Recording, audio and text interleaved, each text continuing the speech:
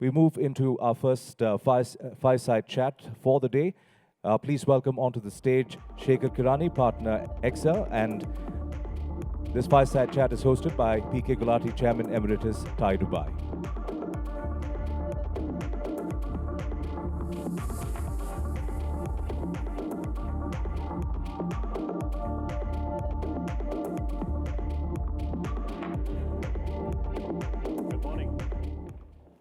Morning. Good Can morning. You hear me okay? Morning. I'm looking for the fireside chat. I couldn't find it yet. You stole my words, Vani.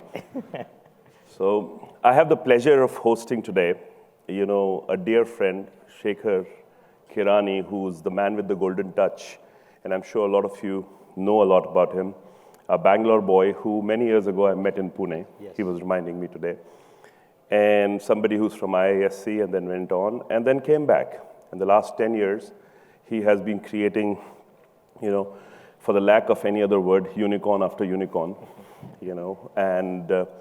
somebody who's created everything from, a company which made everybody think about SaaS, So Shekhar, how do you describe yourself? So I would call myself an accidental investor. Most of my life has been as an engineer, product, business guy, and by accident landed on the investment side. So took whatever I had learned for almost 40 plus years of my life and applied to partnering with the best of the founders. And I would say I've been lucky enough to be in the right place, right time, right firm, and right ecosystem. Because when I started in 2011 investing as part of Accel, not a lot of SaaS companies were there. Not a lot of SaaS investors were there. I was the only one who would hang around, spend weeks and months. In fact, the investment in Charge B, from day one to investment, took 8 months of engagement. No other term sheets, nothing else. So that used to be the time. So I would say lucky to be in the right place and right time. You told me once that there were a lot of desks when you invested in your first desk. It was a lot of things which were happening. There were a lot of people who were thinking of building, companies that some people would use. And then you found this guy sitting in Chennai building something which was a success before it was a success. Yeah. You saw something in it. I remember, a very surprising thing with Accel putting $1 million in a startup was a very big surprise for most people. Now, it's a different story that your $1 million investment, which started as that, ended up being a $3 billion output when they went public. Tell us about that. Yeah, so you're referring to Girish and Freshdesk, that used to be called, now Freshworks. So when I started in 2011, I met Girish. Like a startup, I had come from large-scale companies at VeriSign. Before that, 2 startups in the Valley, both exited. So I had seen a bit of scale and what makes it work. So I had this framework that I've followed for the last 10 years, in the sense that for a product company to be successful, 4 things have to line up. 1, there has to be a market. It doesn't matter how good the founder is. If there is no market, nothing one can do. Second one has to be a great product. It has to be world-class if you want to sell on the world arena. The third one is what I call as distribution. You need to have a capability to take a product and touch that market in as efficient manner as possible. So these 3 has to line up. And as founders, when they have an edge in maybe even 1 or 2 of those, they tend to win. And when I met Girish, this 6 employees in a broken warehouse converted into an office with different chairs and different colored buildings. I met him for a day and spent a lot of time. He was an extraordinarily awesome at product. But the good news is, rest of the world didn't know. Only when you meet him, you will realize that his product chops were world-class. And the second thing is, he also knew marketing really at the back of his hand, in the sense that exactly which channel, where I would market it. So when I saw 2 out of the 3, help desk is a large market, everybody knew, market is there, and there were some green shoots and changes. So with these 2, we said, okay, this is an amazing opportunity, we will partner.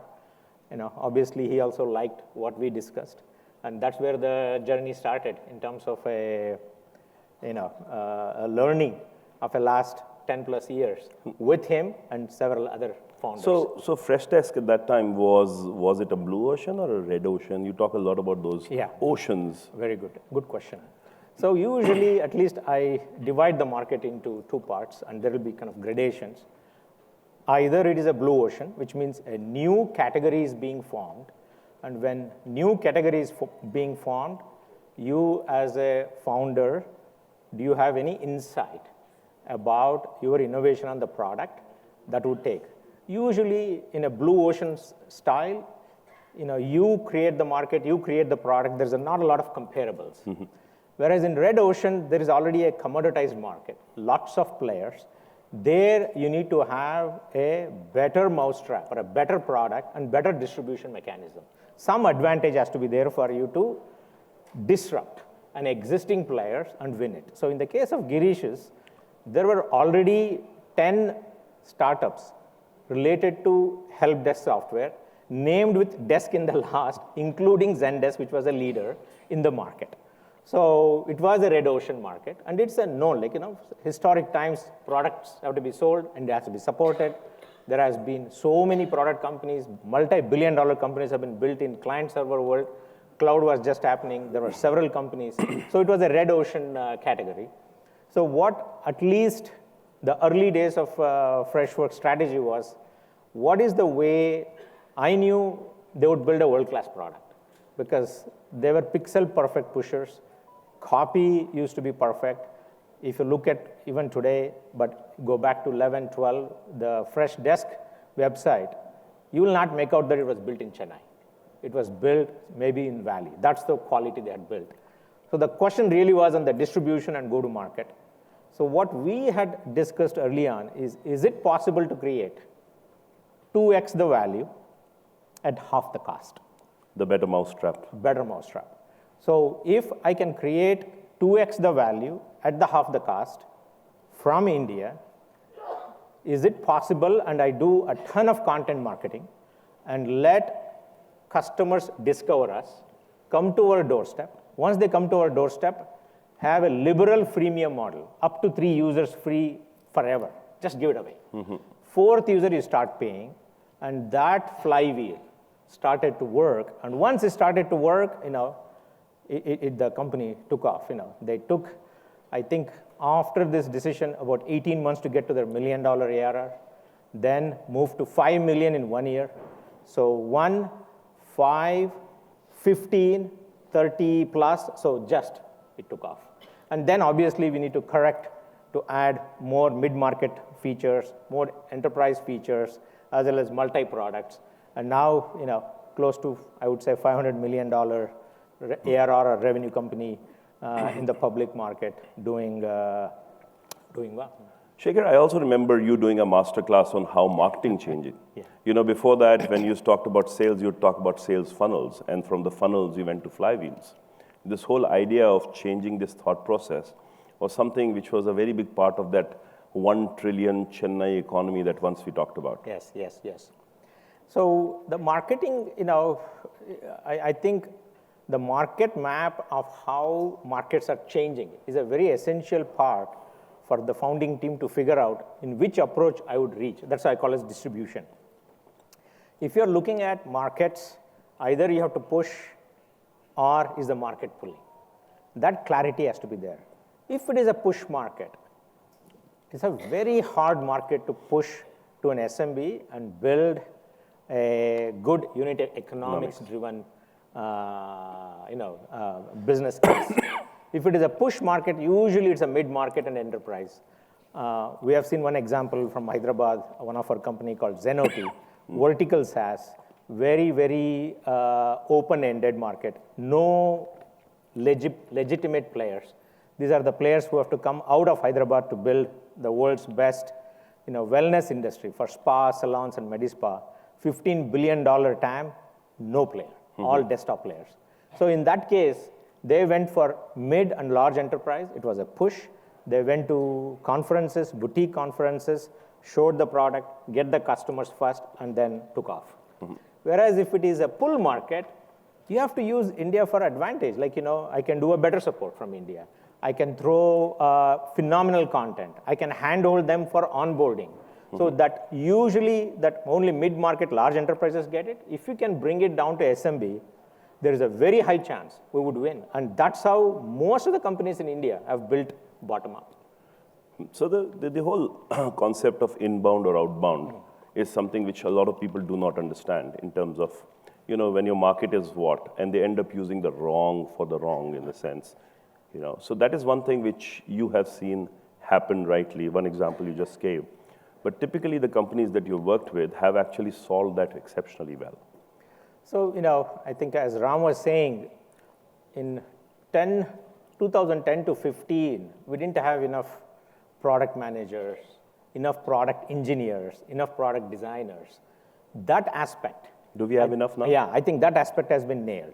There is very high quality supply of world-class, I would call product managers and designers right now in India. And they're all sitting in product companies, and there is a coalition of them happening. Pay-forward conversations are happening. Distribution side, where either content-driven, SEO, SEM, how do I use Google? How do I use like G2 or Capterra, some of these channels? Or how do I use Gartner or some of these influencers? That knowledge is getting better in India right now. The part that where we still don't have that skill is the art and the science of creating the storytelling, of a world-class storytelling on a global level of marketeers, where founders going and talking about their vision. And that part is the missing part for us right now, so we need to build it. But I'm very bullish on the quality and the types of founders we are seeing and the areas they're going after. So it's just a matter of time. So you talk about storytelling, we just did a master class on storytelling with Shekhar Kapoor, to actually tell us how startups could use storytelling, as an aspect of doing that. So I think, it's so perfect that you talk about storytelling being one of the most biggest skills a founder needs to have, to get more people to follow him. So it was surprising for me when I went on a trip to meet some of the investors along with Girish and in the behind the scene with Girish to understand how New York public market investors ask the questions. What was surprising for me is the questions we ask at a seed and Series A. The same questions were asked at the IPO. You are going IPO, say, between $300, $400 million revenue. How do you build to a 1.5 billion, 5x revenue company in the next X number of years? Now, who are your customers? What's the TAM? If you want to get to 1.5 billion of revenue, is the TAM 10 or 20 or $30 billion market? Who are your competition?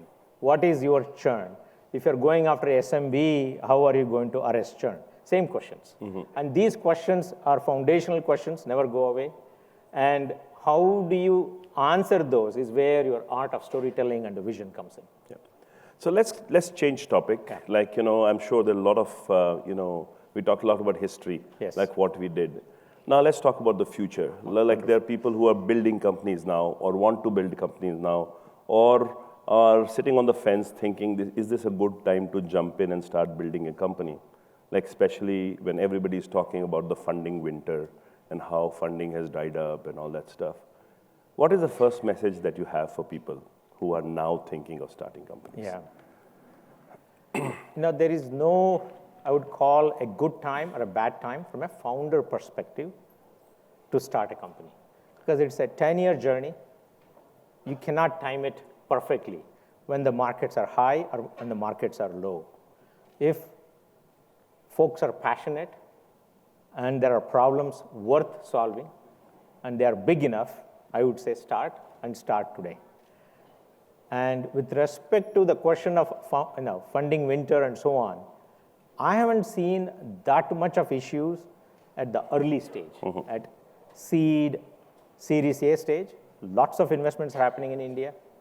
In fact, I just read a report yesterday that globally, more than $300 billion have been raised by VCs, not deployed, right? There's so much of money on the fund-raised VC firms that they have to deploy. They have to give it to somebody.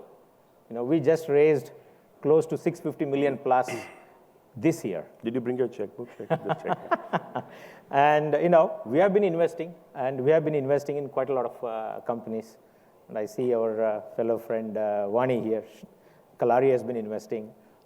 Sequoia is investing. Matrix is investing. Nexus is investing. Elevation is investing. All the firms are investing. And I'm seeing many of the founders still getting 2 term sheets if they kind of match the criteria. No, so free flash cash flow companies or companies which have a proven kind of record, they'll always find money. Yeah, so that, if the yardstick of how to measure a good company has changed from 21 to 22. In 21... Or the valuation has changed. Valuation definitely has changed because public market valuations have depressed from forward ARR 30x to 40x, if you're growing 2x, to maybe 10 times current revenue or ARR is what the public markets are. So it is percolating to growth companies, then percolating to kind of Series B, Series C companies. They're starting to percolate to seed and Series A companies as well. Valuation is coming down. So in that situation, good unit economics, potential to profitable approach, especially if you have raised some money and you don't have the path to a profitable way of doing the business, where you are still burning a lot of cash and where your unit economics are still to be proven. There, it used to get funded in 21, not sure now. Okay. Also, a lot of founders, especially who are just starting, talk about like taking money from angels, and they get term sheets which you and I spoke about are not exactly the best. Yeah. What do you have to think about that? Should they take it or should they not take it? Yeah, so angels is an extremely important category of investors. The reason angels exist is they are passionate about a problem. They meet founders who are passionate about it, and they have the cash, and they want to encourage and work with them, learn with them, and also help. So that is what the angels definition is actually. And typically, angels ecosystem is extremely strong in every ecosystem where the startup community have kind of thrived. You look at Israel, amazing angel ecosystem. You look at Bay Area, amazing angel ecosystem. Look at India right now. There's quite a lot of angels are coming in, small angel funds are coming in, significant amount of activity is happening. But the way angels, at least my belief is, when you are raising from angels, you are not just looking for money. You have to look for what value they bring it and how much they're aligned on the same side of the table. Because for us, when I look at a Series A company or a seed company, by the time they come to us, if they've already given up 25 to 30% of equity, I would call that's not an angel per se. So they are more financial investment style for a very low money. So it is, I would call internally, it's like the company is already dead on arrival.